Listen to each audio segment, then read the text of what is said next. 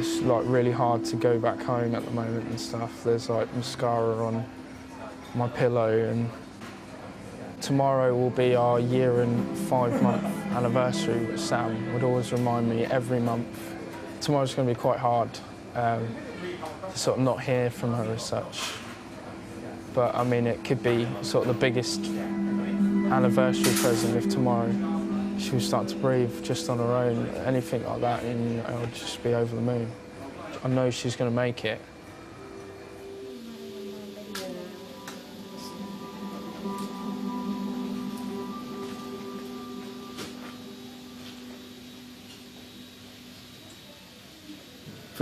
For me, I like things in black and white.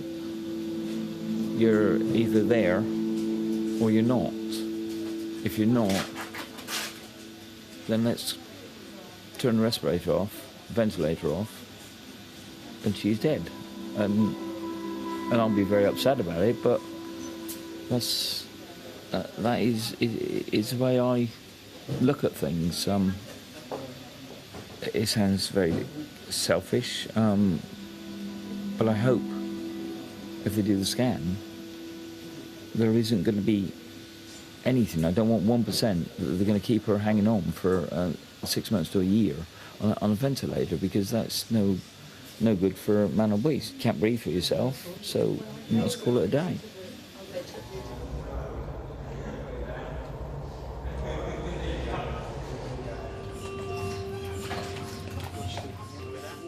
Another week has passed since Richard started moving his eyes. And after various tests and scans, it's been confirmed. His paralysis is permanent.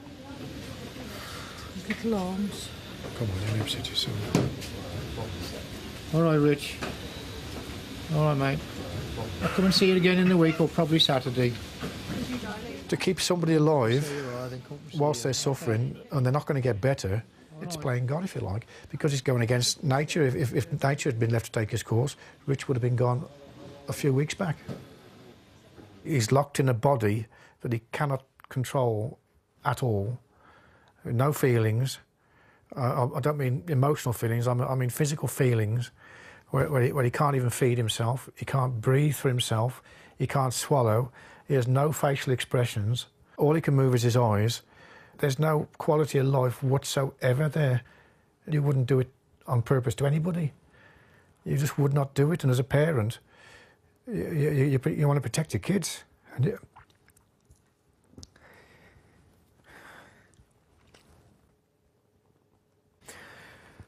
you'd rather see them go than suffer this. I'm just at the point where I just can't sort of let him, or I don't want to let him carry on as he is. And I'm just frightened it might become a battle with the doctors.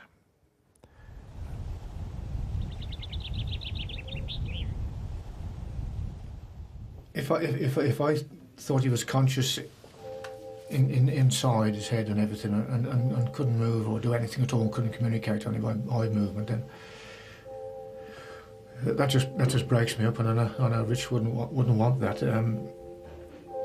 To withdraw at the moment is going to be difficult for us. At the end of the day, we don't want him to suffer. No, and I think we're all in agreement to that. Whether physically or mentally. What frightens me is that you're going to say, yes, there's something here, something there, and just keep going. Because I know you can keep him alive, you know. It's not so much that, it's being absolutely certain that we have looked for absolutely everything. You're already certain that he's not going to get his arms and his hands back. Yeah, well, we can say that for certain. So to me, that means just no quality of life. Well, and to me, that's what Richard would not want. Right. I know he wouldn't want that. So that I mean, and that's an important piece of information we know. So to me, that's a certainty. You see. So I don't know how long you go on with. But on the basis tests. of whether he has thought processes going on, will make a difference of how we then proceed.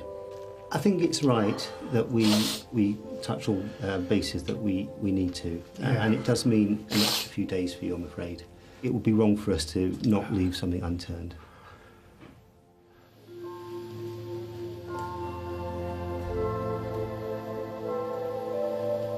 Samantha Clark, 18-year-old lady who had a road traffic collision. She came off sedation 3 days ago.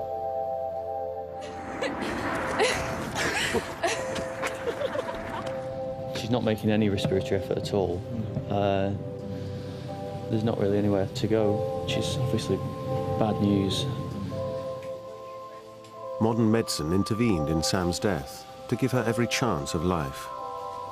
But her brain is shutting down, and a decision needs to be made about withdrawing treatment and finally allowing her death to happen.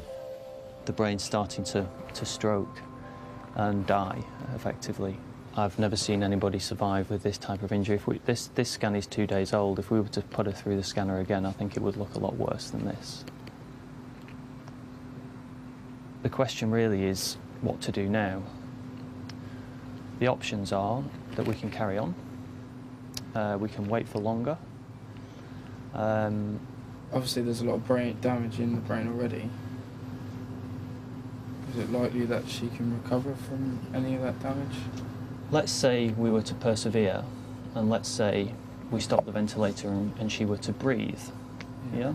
And that could happen. And she were to survive, then based on the scan, she would survive severely brain damaged. That doesn't achieve anything for Sam, and it just makes life awful for you as a family. I know it's a horrible conversation, but I've expected it since we spoke on Saturday, really. This was...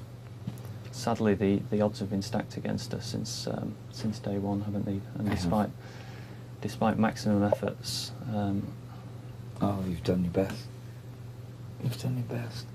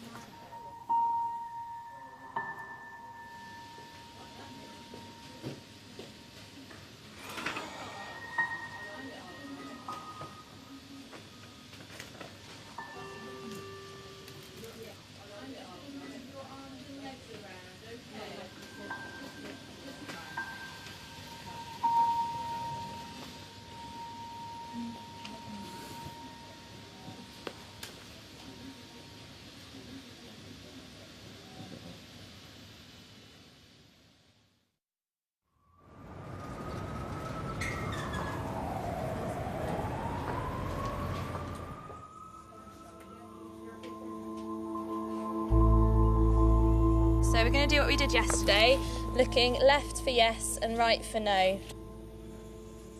It's now been 2 months since Richard's motorcycle accident. Richard, do you live in Scotland? Every day, a speech therapist asks him the same set of 20 simple questions. Do you have a sister called Anna? No. Are you married? No, well done. Do you ride a motorbike? Yeah. If Richard consistently answers correctly, it shows he has the capacity to finally be asked the question about what he wants. We're going to keep doing those questions until we know for definite that you've given me the same answer. And you are so far. But the doctors want to make sure that it's always the same. Okay? And if that works really well, then we can start asking you some more questions so you can have a say in what's happening.